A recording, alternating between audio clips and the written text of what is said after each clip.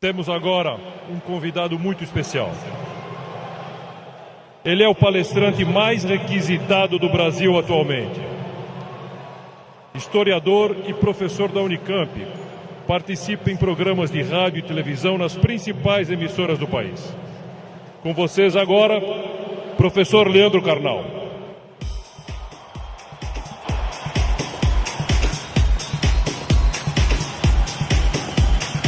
Boa tarde.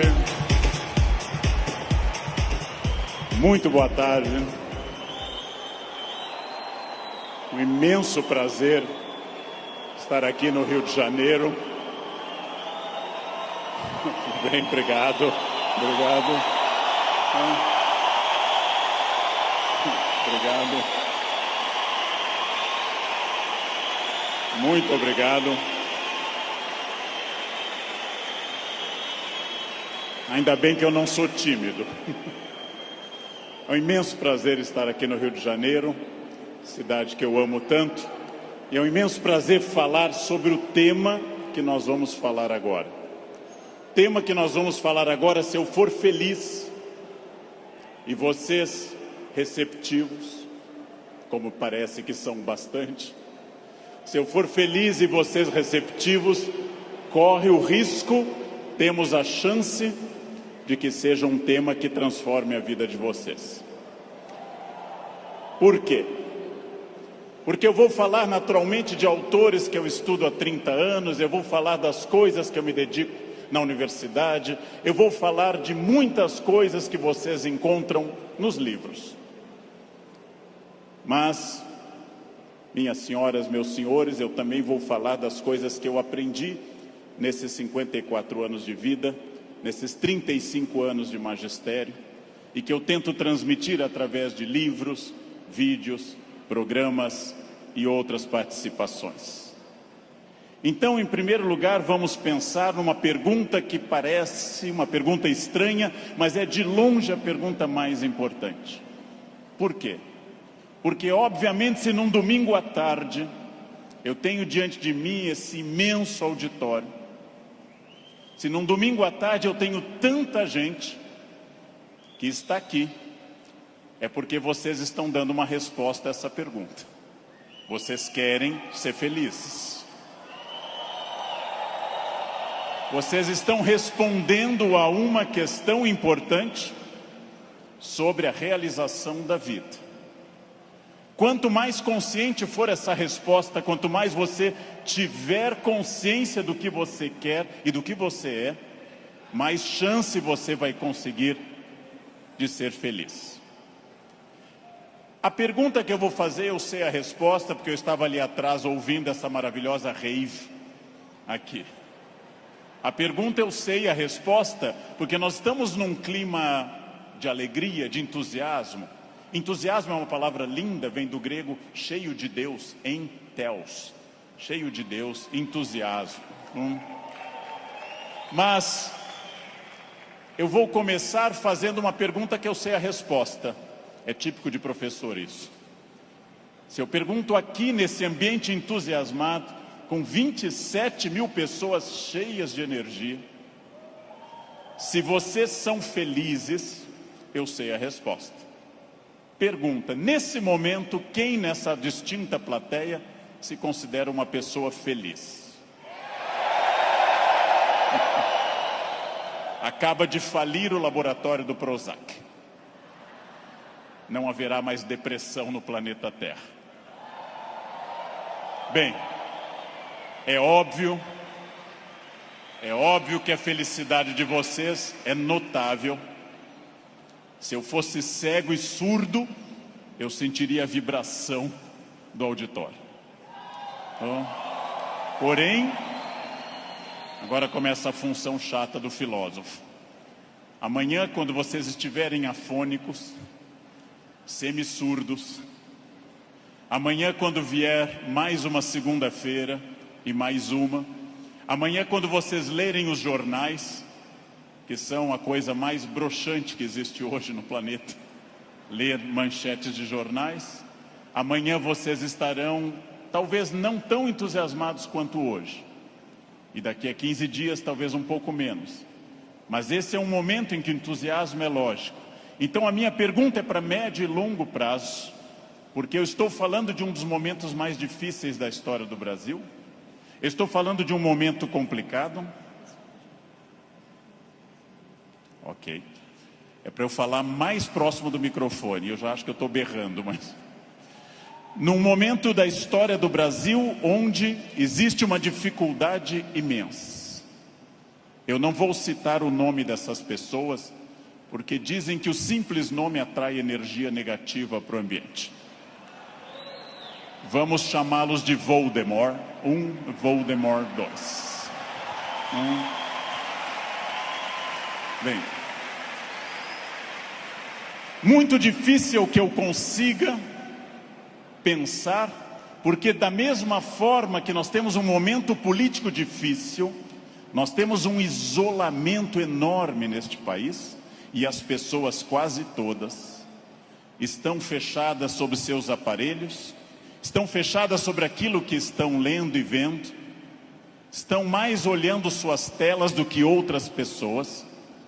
Há um individualismo enorme, crescente, há um individualismo que nos domina nesse momento, sem sombra de dúvida.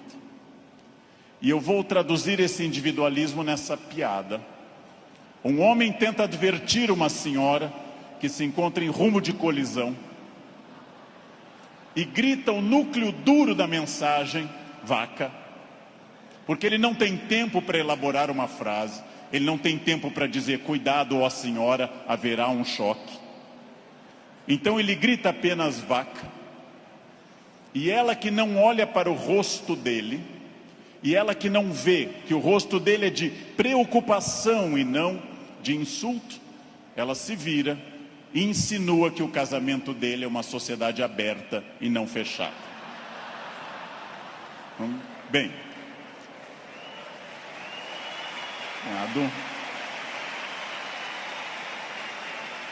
primeiro problema e primeiro conselho que eu dou a vocês, para que vocês reflitam, aceitem ou rejeitem como desejarem.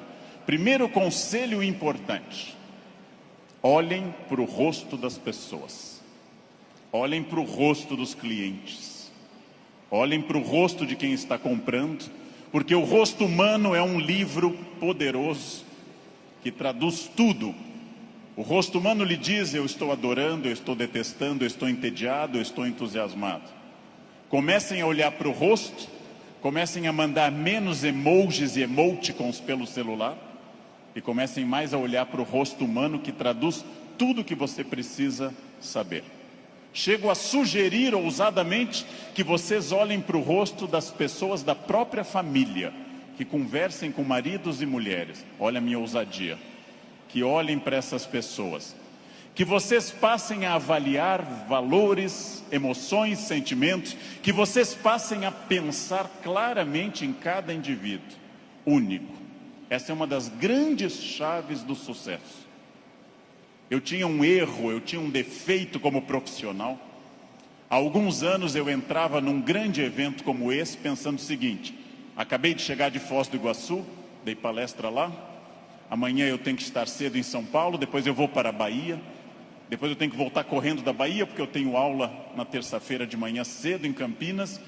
E eu vivia no compromisso seguinte, eu vivia no momento seguinte. Isso é um defeito. Vivam no momento que vocês estão. Ao entrarem para conversar com alguém, ao tentar uma venda, ao ler um livro, ao namorar, ao conversar com seu filho, ao fazer qualquer coisa importante na sua vida, entre inteiramente naquilo. Não fique pensando o que vem depois.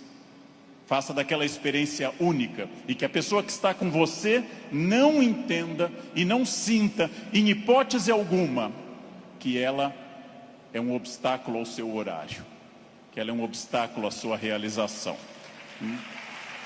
Entreguem-se a isso. Quais são os meus valores? De novo, parece uma pergunta estranha, mas é uma das perguntas mais importantes que nós temos. Qual é o seu valor? Qual é o seu valor principal? Qual o seu valor auxiliar? Que faz você se emocionar? O que move seu coração, o que impulsiona seu despertar? Quais as ideias que você tem mais fortes pela manhã? Com que você dorme pensando em quem? Estes são seus valores. Decidiu que seus valores são família, dinheiro, um equilíbrio entre os dois? Decidiu que seus valores são viagens, família, dinheiro, um equilíbrio entre os três? Perfeito. Definido o valor, procure este valor obsessivamente, sem cessar em nenhum momento. Há mais de 40 anos, quando eu estava estudando línguas inclusive, eu ouvi várias pessoas dizendo sempre que era muito esforço. Quando eu fiz a faculdade, evitei excesso de festas, evitei maconha, o que num curso de humanas na USP é um isolamento muito grande. Não pegava ninguém. Evitei coisas, foquei no que eu queria. Eu estou aqui para estudar. Eu estou aqui para estudar muito.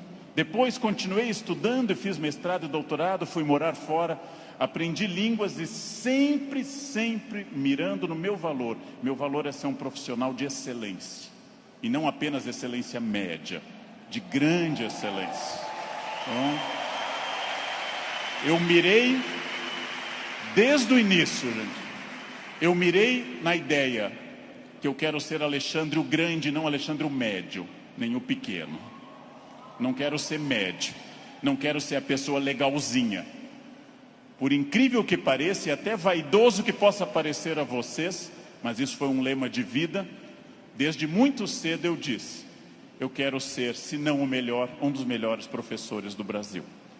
Um valor alto, vaidoso.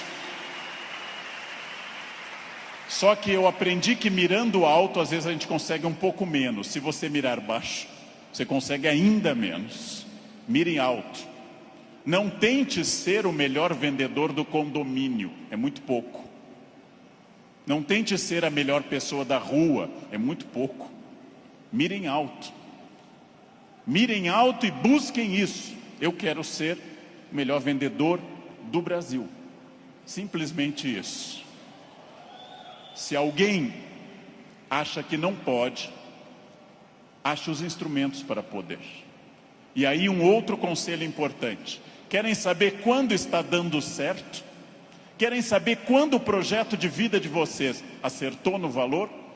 São aqueles semi-amigos. Semi-amigo é o inimigo que lhe abraça. Chegam a você e lhe dizem: você tem sorte, né? Nossa, você tem muita sorte. Prestem atenção nessa frase que o tio Leandro vai dizer. Sorte é o nome que o vagabundo dá ao esforço que ele não faz. Então, sorte existe, sim. Eu não controlo tudo. Eu não sou Deus, eu não controlo tudo. Por vezes eu estou em Congonhas, o avião tenta aterrissar e arremete. É para testar a força do esfíncter de vocês. Eu não controlo tudo, mas aquilo que eu controlo, e é bastante, eu sou sócio majoritário da minha existência, e para isso eu preciso de equilíbrio. Equilíbrio é fácil perceber quando está faltando. Se vocês não trabalharem, perderão a família. Se vocês só trabalharem, perderão a família também. Equilíbrio é um diálogo constante. Estou cuidando do meu corpo é funcional, o corpo tem que ser funcional. Eu tenho que sair do sofá sem auxílio de muitas pessoas. Eu tenho que ser capaz de subir uma escada sem tenda de oxigênio. O corpo tem que ser funcional até a idade que ele é funcional. Ou seja, equilíbrio é aquilo que nós estamos em plena crise. Estamos em plena crise. Só que há pessoas neste ano de crise que perderam. Outras se mantiveram e outras prosperaram. Então não é a crise que faz diferença, é a sua reação diante dela. A crise veio para todos os 206 milhões de brasileiros. Há pessoas que afundaram, há pessoas que mantiveram o que tinham, e há pessoas que hoje estão melhores do que estavam há algum tempo. É claro que hoje, no momento da crise, eu vou dar uma pista histórica importante. O que é crise? É quando eu tenho muitas perspectivas diante de mim. Só que a crise é aquilo que separa o amador do profissional. Todo mundo sabe dirigir numa boa estrada em dia de sol. Pouquíssimas pessoas sabem dirigir numa estrada com chuva à noite esburacada. A crise separa quem é bom de quem é ruim, o amador do profissional, de quem veio ao mundo a trabalho ou a passeio. Todo mundo sabe, em situação sem estresse, ser calmo. Poucas pessoas são calmas em situação de estresse. Todo professor é ótimo se a turma for ótima. Poucos professores são bons quando a turma é resistente. Todo mundo pode vender para o cliente fácil. Pouca gente pode vender para o cliente difícil. É o cliente difícil que separa o amador do profissional. O outro não precisa. Importante. Crises passam sempre, sem exceção. Toda crise passa. E aqui já vem a pergunta: onde você quer estar quando essa crise passar? Com quem? Onde você quer estar quando essa crise passar? Eu quero fazer muitas perguntas importantes para nós. Vamos agora testar uma questão importante. Quase todo mundo no Brasil está pessimista. Há um pessimismo dominante. Ótimo. Mais fácil ainda de trabalhar. Por quê? Vamos testar a idade de vocês. Quem lembra dessa personagem, provavelmente tem curso de datilografia. Quem lembra dessa personagem fez prova com um mimeógrafo. Provavelmente teve Orkut. Quem lembra dessa personagem é uma pessoa experiente.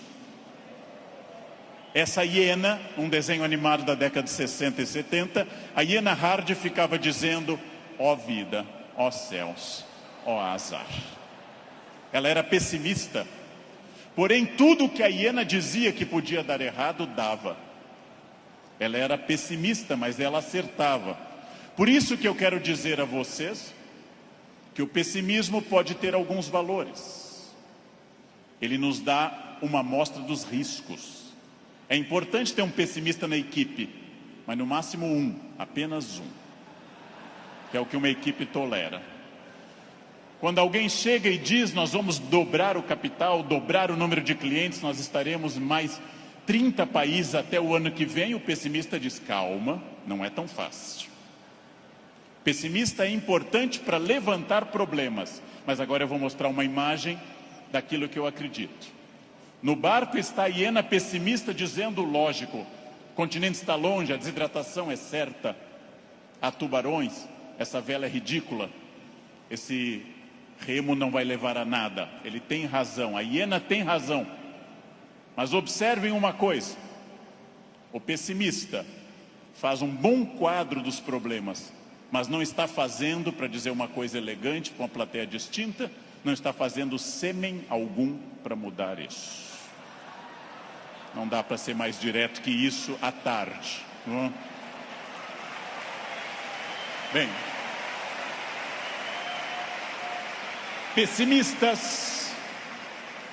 pessimistas são bons para levantar os riscos.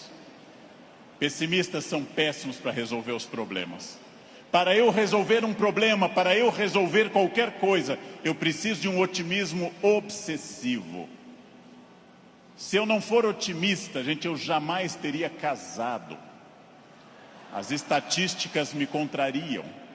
Casamento é submarino, pode flutuar, mas foi feito para afundar. Foi feito para afundar.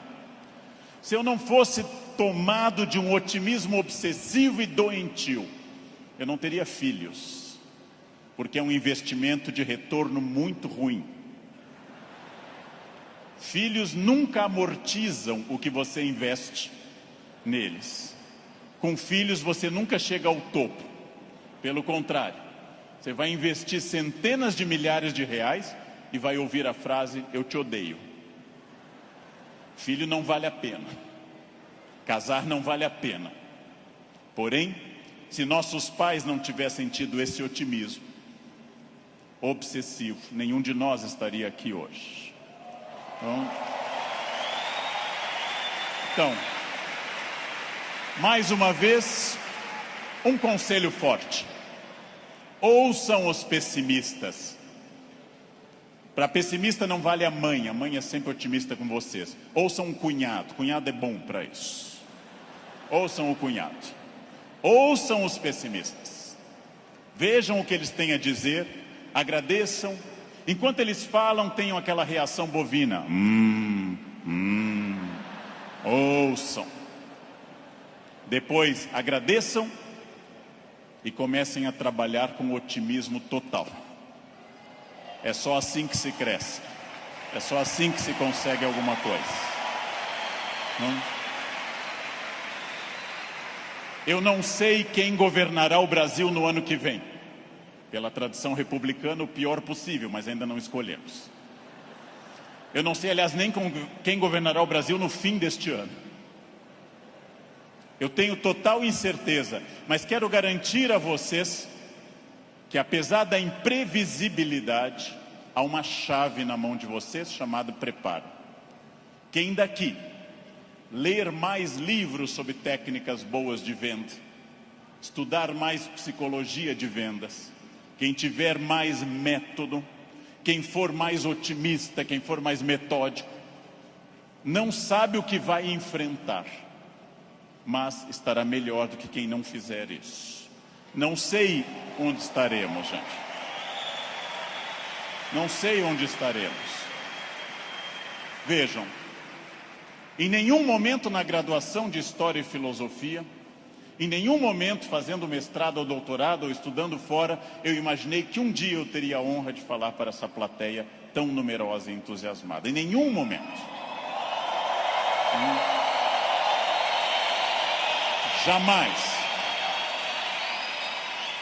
E não obstante, ter estudado me trouxe até aqui.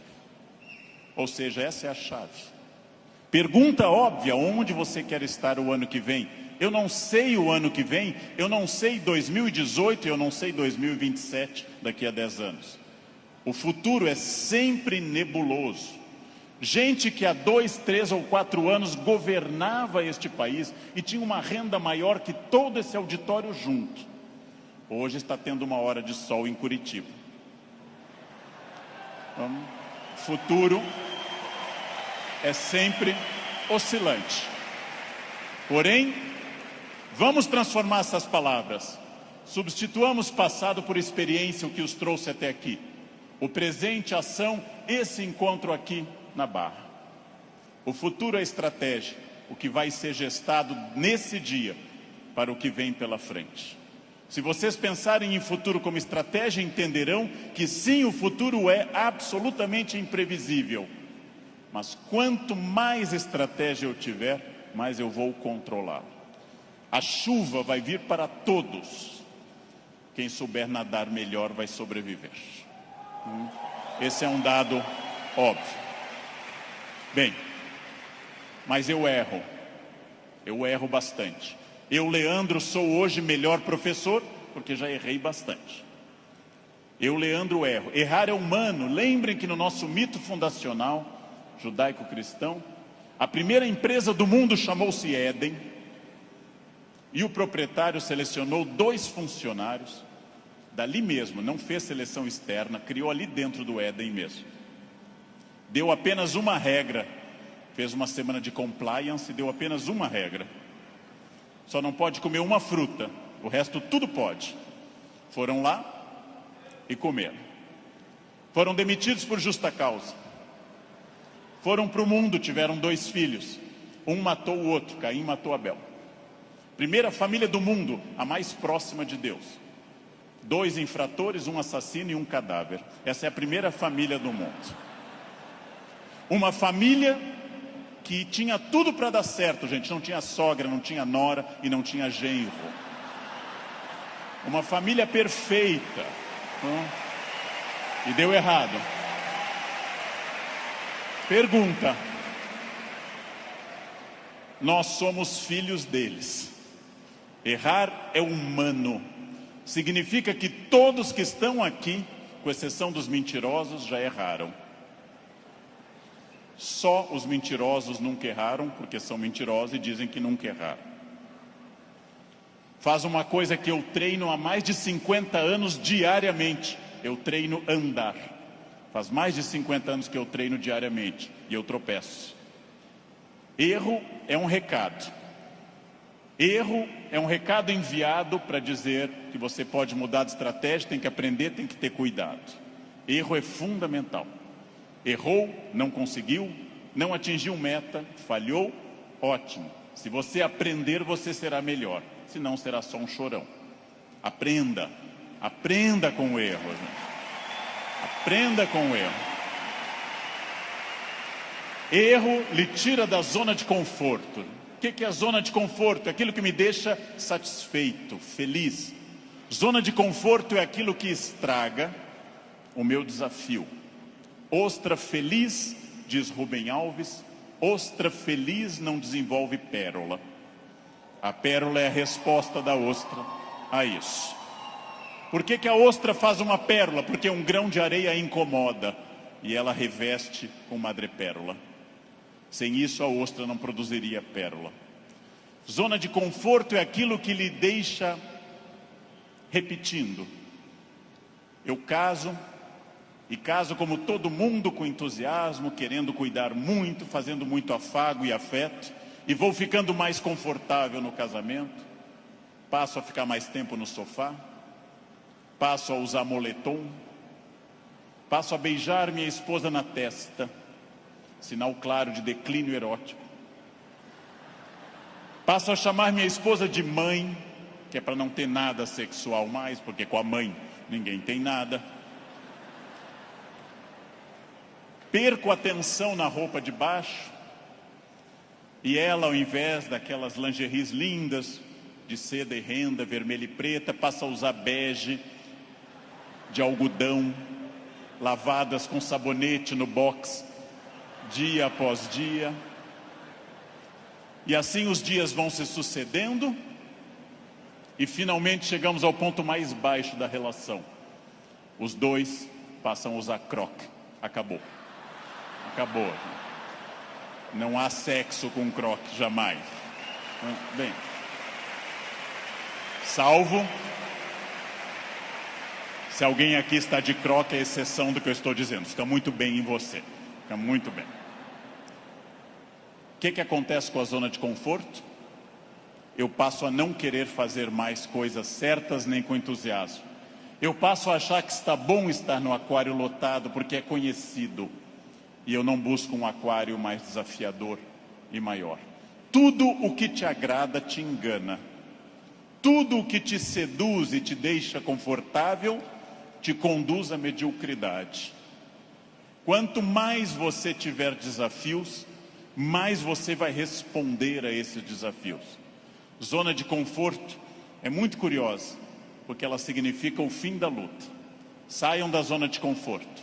Pensem seriamente que tudo está em mudança, tudo está envelhecendo, tudo está passando, tudo aquilo que não está se expandindo está encolhendo. Tudo aquilo que não está melhorando está piorando. Isso é a realidade do mundo. Se você não mudar o seu negócio, alguém mais jovem e mais dinâmico vai mudar. Nesse momento, alguém está tendo uma ideia de vendas melhor que a sua. Isto significa que quem se dedica a ser um profissional precisa permanentemente levar em conta essa frase: mudar é difícil, me ensinaram os norte-americanos. Mudar é difícil, não mudar é fatal. Mudar é difícil, não mudar é fatal. Isso é fundamental, gente. Tem duas opções: enfrentar a mudança, enfrentar o desafio e pensar: esse ano eu consegui isso, que bom, e agora? Ah, mas eu já falo inglês. Ótimo. Qual o passo seguinte? Eu já consegui a minha casa, perfeito. Era esse o seu objetivo material? Qual é o passo seguinte nos outros objetivos? Não mudar é fatal. Protagonismo é quando eu entendo que a minha vida não mudou por causa dos astros. Não mudou porque Mercúrio estava retrógrado. Não mudou porque Saturno está sob meu signo. Mudou porque eu agi. Mudou porque eu fiz alguma coisa. Protagonismo é isso. Não é fácil tomar essa decisão. Não é fácil olhar além do horizonte e perder essa ação reativa de quem simplesmente acha está faltando isso, está faltando aquilo. Não é fácil. Não é fácil essa transformação. A visão além do horizonte pressupõe racionalidade, pressupõe previsão. E eu venho de um país que eu amo tanto, este Brasil, apaixonadamente, um país que não gosta de ser estratégico. Todos os dias eu pego avião, gente, todos os dias, como hoje de manhã, como agora à tarde. Todos os dias eu enfrento raios-x e pessoas que passam, aí tem o celular no bolso e voltam. E eu atrás dessa pessoa envelhecendo. E a pessoa passa de novo, as moedas, e volta. A botinha cafona com taxinhas, volta. Depois de 10 vezes a pessoa passa, sem nenhuma estratégia. Chega à porta do Finger, a funcionária pede o documento e começa a procurar na bolsa ou na mochila o documento. Naquele momento, o meu já está em ângulo para mostrar para o funcionário. Essa pessoa acha o documento, entra no avião, vai até a metade e aí olha o seu ticket, 2A, e começa a voltar, contrariando a piracema que está indo para o fundo do avião. Estratégia é a capacidade de se antecipar à necessidade. Estratégia é estar pensando o seguinte: está dando certo a minha estratégia nesse momento? Ótimo. Está dando certo, já é passado. O que eu vou fazer no futuro? O que eu vou fazer para transformar isso? Racionalidade e estratégia. Não existe destino. Eu sou das pessoas que compartilha da ideia que não existe destino. Existem acidentes para todos. O que eu faço com esse acidente me define. Leandro, você fala bem porque você é de aquário. Eu sou de aquário. Aquário é ar. Pessoas de ar falam bastante. Gêmeos também. Você é muito ciumenta, mulher, porque você é de escorpião. Escorpião é tomado pelos ciúmes. Mas que marido exemplar? É câncer. Câncer é água. Chora até a inauguração do supermercado. Mas que chefe autoritário? Áries. Ele é de Áries. É muito autoritário. Que secretária organizada? Virgem. Virginianos têm toque com ordem. Muito bem. Isso é pensamento mágico. Sabe o que é pensamento mágico? Acreditar que a minha vida é determinada por uma constelação na hora do nascimento. Sabem o que é vaidade, que também atrapalha? É ficar pensando agora, por que ele não falou do meu signo até agora? Isso é vaidade. Será que ele vai falar do meu signo? Isso é vaidade. Bem, superem isso. Superem essa ideia de sorte, azar, destino. Introduzam a ideia de decisão, estratégia e trabalho. Sartre disse, o filósofo que morreu em 1980, Sartre disse: não importa o que a vida fez de você. Pausa. Importa o que você fez com o que a vida fez de você. Não importa o que a vida fez de você.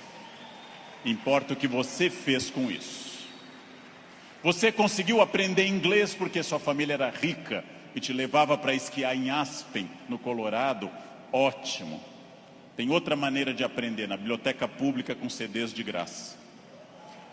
Aspen é bom, Aspen é legal, mas não está impedido o acesso para outras pessoas.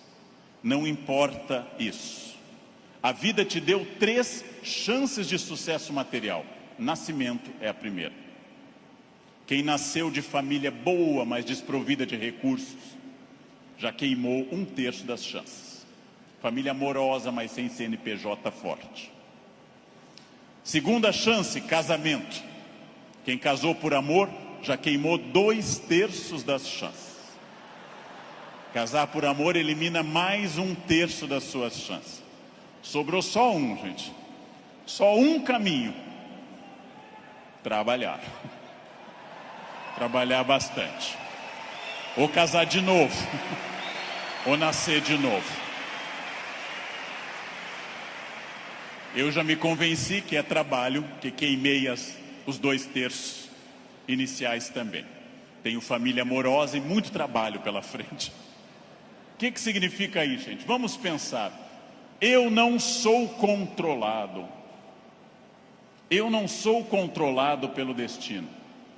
É óbvio que eu não sou tudo e nem posso tudo e nem sei tudo, mas eu não sou controlado pelo destino. O primeiro exercício que eu quero que nós façamos daqui para frente é o seguinte: dentro do padrão do humano, eu não posso desejar imortalidade, está fora do padrão do humano. Tirando a rainha Elizabeth, ninguém é imortal no planeta Terra. A Beth é imortal, é uma Highlander. Eu não posso dizer, eu me cuido, você vai morrer igual. Vai ser um cadáver bem cuidado. Eu hidrato a pele, vai ser um cadáver hidratado, bonito. Eu malho todos os dias, um cadáver definido, bonito também. Muito bem.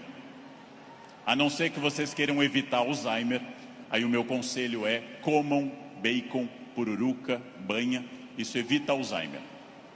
Vocês não chegarão à idade de desenvolver Alzheimer. Vão morrer antes. Não? Bem. Não controlo tudo. Não controlo tudo. Não sou dono do universo. Não posso impedir a morte, que virá. Mas entre o nascimento e a morte eu controlo muita coisa. Toda crença em destino, vocação, talento, é uma crença que tende a disfarçar o que de fato faz a diferença. E o que de fato faz a diferença é o esforço.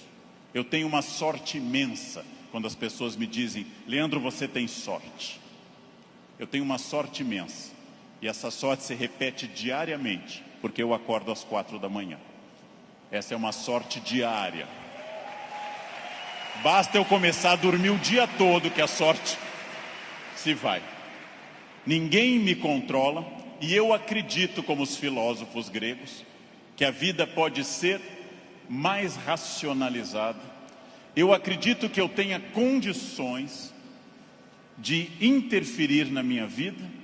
Eu acredito que quando eu faço a pergunta, o que estamos fazendo de nós mesmos, eu posso dar uma resposta objetiva e prática. O que eu estou fazendo de mim? É um momento para pensar.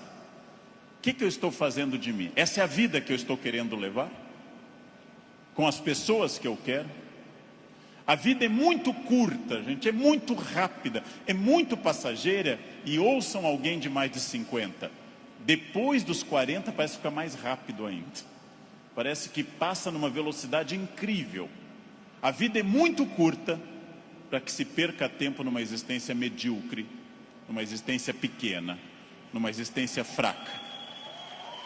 A vida é muito curta para que eu tenha uma família que eu não ame, para que eu tenha um emprego que eu não goste, para que eu tenha um trabalho que eu não me dedique. Ela é muito curta para eu ser medíocre. É muito pouco tempo para isso.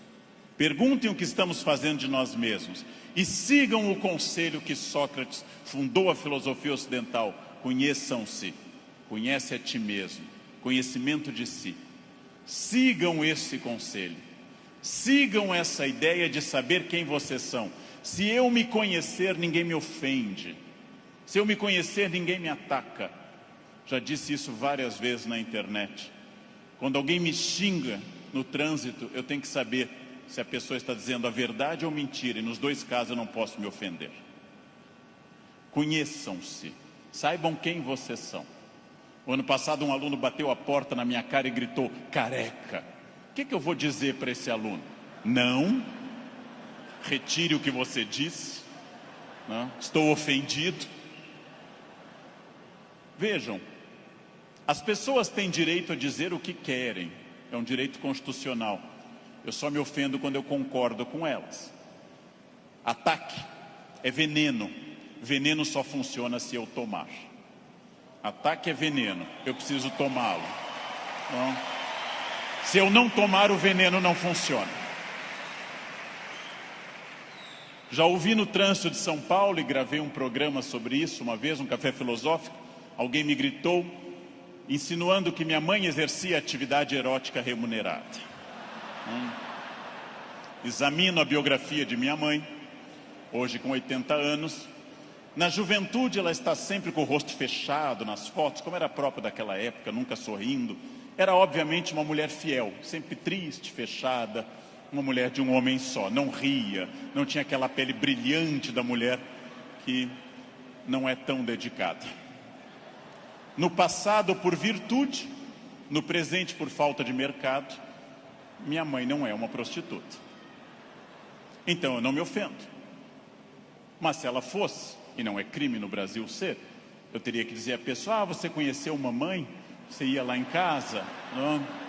Também não teria que me ofender. Segundo o xingamento mais comum e mais estranho, diz respeito à orientação sexual, que é mais estranho ainda, já que orientação sexual não é xingamento, mas é uma característica de cada pessoa. Alguém insinua que eu seja de uma orientação sexual específica. Eu observo e penso, tenho 54 anos, é uma idade boa para você já saber seus orifícios preferidos. É uma idade que, grosso modo, você já sabe mais ou menos o que você gosta. E não haveria problema nenhum em gostar de outra coisa. Então eu digo, você está enganado. Seguindo o velho conselho do Rio Grande do Sul, onde eu nasci, por onde sai o feijão, não entra a mandioca. Bem, mas e se fosse? E se fosse, sem problema algum, eu diria a essa pessoa também, você me conhece? Eu não lembro do seu rosto, mas eu olho sempre o travesseiro, quer dizer, eu não vejo, estou sempre na fronha, eu não lembro bem do seu rosto. Sem problema também. Quando alguém lhe xinga de velha, de feio, de babaca, de filho de alguma coisa, quando alguém lhe xinga até dizendo um time de futebol específico, que eu não vou repetir, resta você saber, a pessoa está certa ou errada. Se ela estiver certa, ela não está me ofendendo. Se ela estiver errada, está me ofendendo. A vida é muito curta para que eu perca tempo com babacas cheios de ódio. A vida é muito curta para isso. Não? É muito curta. Evitem esse problema. Quem se conhece não se olha como Superman, e na verdade é o pateta. Quem se conhece sabe dos seus limites e explora esses limites ao máximo. Quem se conhece sabe, talvez eu não tenha vindo ao mundo tão bonito, talvez eu não tenha vindo ao mundo tão alto, tão rico, tão hábil em línguas. Eu posso fazer muito com isso, muito. Posso esticar esses limites ao máximo. É fundamental conhecer-se. Sempre, sem exceção, sem nunca perder de vista que consciência é a chave da transformação. Consciência é a chave de todas as transformações. Respostas claras, objetivas para a pergunta que eu fiz no início. O que eu quero? Onde isso vai me levar? Quem sou eu? Isso me torna ou não feliz? Consciência. Controlar a vaidade. O principal elemento de descontrole de uma vida. Trabalhei para homens muito importantes nesse país, trabalhei com pessoas fundamentais deste país, e quase todos com o mesmo pecado, o pecado da vaidade, o pecado fundacional da humanidade, o de Lúcifer, o pecado de se achar mais do que é, e de achar que os outros concordam com isso. Mire em ser mais do que você é, mas saiba exatamente quem você é, para que o mundo não precise lembrá-lo disso com frequência. É melhor que qualquer pessoa, cobramos mais o corpo com roupas e alguém diga, nossa, você está muito bem, poderia deixar mais alguma coisa à mostra, do que alguém que diga, vai colocar uma burca, meu filho, tá demais. Quer dizer, esperem, saibam quem vocês são, saibam quais as lutas que valem a pena. Por quê? Porque a vida oferece algumas lutas muito boas. Família é uma delas. Luta contra o racismo é uma luta muito boa. dedico parte da minha vida a isso. Luta contra a violência sobre as crianças, luta contra a pedofilia, é muito boa. Essas lutas são boas, merecem toda a nossa energia, merecem todo o nosso empenho, talvez até a vida. As outras, não. Não. Escolham a luta, gente. Escolham as lutas. Não é boa luta o trânsito. Não é boa luta. É ridículo brigar no trânsito. A pessoa pode estar simplesmente louca, drogada ou armada. Não lutem no trânsito. Não percam um projeto de vida por causa de um louco. Não lutem em família, dentro da família. Família é como herpes, volta sempre. Volta sempre, gente. Você brigou agora, no próximo Natal tem de novo. Não adianta brigar. Escolham as lutas. E quando alguém lhe ofender na sua rede social, bloqueie, apague ou ignore. Rede social não é um bom espaço de luta, é perda de tempo ficar brigando em rede social. Escolham as lutas, gente. E aqui um detalhe, uma campanha. Falando no Brasil inteiro, eu estou lançando uma campanha, gente. Pelo amor de Deus, parem de dar bom dia em grupo de WhatsApp. É a minha campanha. É minha campanha. Se alguém der bom dia, apaguem simplesmente e pronto. Pronto, falei. Escolham as lutas. O mundo inteiro hoje está centrado em duas coisas: parecer, através de redes sociais, e ter. Ter é bom, se representar que eu vou melhorar com isso. Ter para ser, ter para parecer é ruim. É bom eu ter conforto, é bom eu ter algumas coisas materiais, desde que eu saiba que elas servem à minha felicidade, e não eu sirvo as coisas. Ter e parecer não se confunde com ser. É uma palavra difícil, eu sei. É uma palavra complicada, essa tal de felicidade. Epicuro, filósofo, que eu adoro, dá uma norma muito clara. Viver não é um fardo. Não viver não é um mal. Logo, diz Epicuro que nós devemos honestamente morrer e honestamente viver. Como eu posso ter medo do que é inevitável? Viver é um desafio constante, diário, não é um fardo. Não posso acordar como um condenado, não é um fardo, é bom. E também honestamente aceitar essas coisas. Muito importante, contido nessa imagem de uma escultora norte-americana, Bobby Carlyle, que eu adoro. Essa estátua chama Self-Made Man. Mostra com o talento da escultora, em bronze, uma figura de um homem esculpindo-se. É uma metáfora excelente para todos nós. Eu estou parcialmente pronto, mas eu não sou perfeito. Perfeito quer dizer em latim, feito até o fim. Perfectum, feito até o fim. Eu não sou perfeito. Eu sou perfectível, eu estou em processo de transformação, eu sou uma pessoa crescendo a cada instante. Eu tenho partes completamente prontas, outras que precisam de melhoras e outras que precisam ser criadas. Eu não estarei pronto até o fim. O jogo termina apenas no fim, construir-se. Qual é a parte que me falta? Qual é a parte que eu preciso melhorar? Qual é a parte que eu tenho que transformar? Talvez eu seja muito bom quanto a horários, quanto a sair da cama, mas eu sou bom quanto a resiliência, ou seja, enfrentar as pequenas crises cotidianas.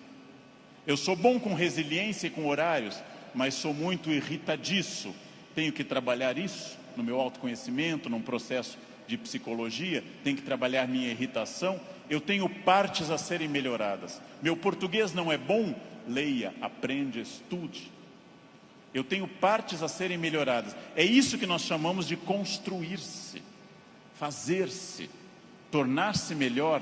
Não acreditar naquela síndrome de Gabriela, cravo e canela. Eu nasci assim, eu sou sempre assim. Gabriela, não existe isso. Não existe nada que eu não possa transformar dentro do padrão do humano. Construir-se. Fazer algo novo, fazer uma ideia nova, interferir no meu corpo, na minha renda, na minha família. Freud morreu em Londres fazendo essa pergunta nos seus 2 últimos anos de vida, 1938 e 39. O que as pessoas buscam tanto a infelicidade e quando encontram, ficam admiradas como se fosse uma coisa surpreendente? Por que as pessoas mantêm uma família difícil, em ambiente difícil? Por que fazem programas ruins, estressantes? Porque ano após ano repetem o mesmo erro. E depois, quando vem a infelicidade, na forma de insônia, ansiedade, depressão, angústia, elas ficam surpresas. O que houve com a minha vida? Houve o que você fez. Houve o fruto do seu projeto. Houve a sua ação, houve a sua mão neste cinzel. Trabalhem. Uns têm que trabalhar mais. Uns precisam um esforço maior.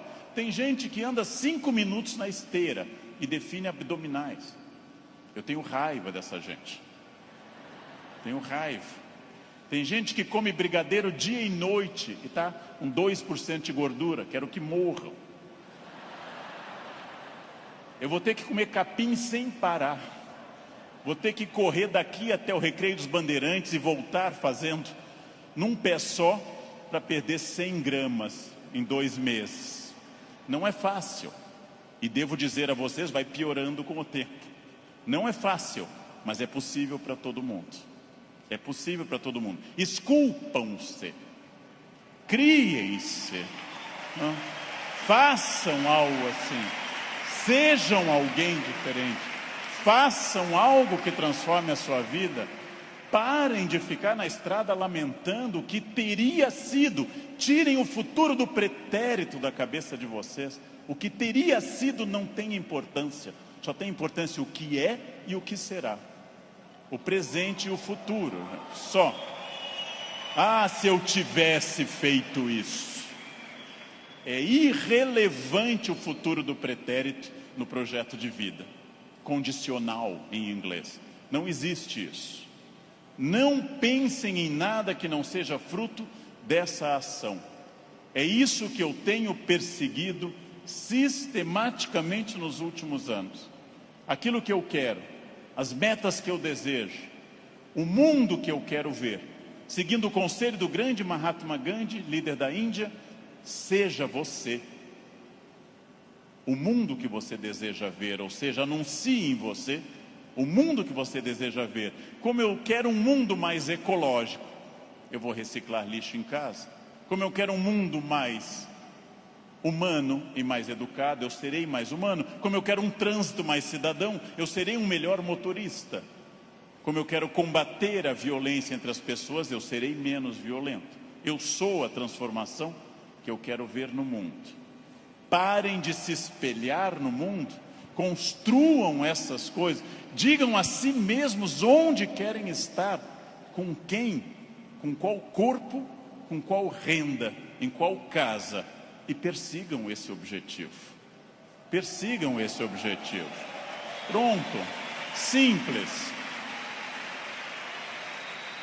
Num livro que eu acabei de ler, conta o autor que o grande pianista deu um concerto aqui no Rio, Arthur Moreira Lima, que eu admiro muito, tocou maravilhosamente Chopin, e ao final uma senhora simpática chegou e disse a Arthur Moreira Lima: nossa, eu daria minha vida para tocar como o senhor toca.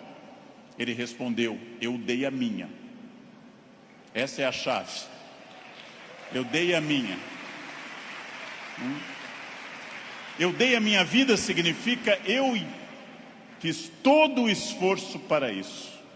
De novo a pergunta com a qual eu iniciei essa fala. Você é feliz? Esse grupo respondeu com entusiasmo que era feliz. Perfeito. A gente sabe que talvez, uma ou outra pessoa aqui, 2 ou 3, talvez não sejam tão felizes, mas levantaram a mão porque ficava chato. Talvez. Mas a próxima pergunta é muito importante também. Se há algo que me incomoda, em qualquer campo, se há algo que me perturba, se há algo que me tira o sono, se há algo que eu poderia melhorar, se eu quero um outro modelo, o que pode ser feito a partir de hoje para mudar esses pontos complicados? Em janeiro eu me reuni com os meus alunos E um deles me disse: depois do carnaval eu vou estudar francês. E eu disse: você vai desfilar? Você é destaque em alguma escola?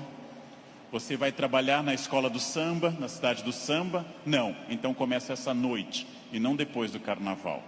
Essa noite. Não depois do carnaval. Segunda-feira eu vou perder peso. Não. Hoje. Vão a pé para casa. Começa hoje. Eu preciso ir até São Paulo a pé essa semana.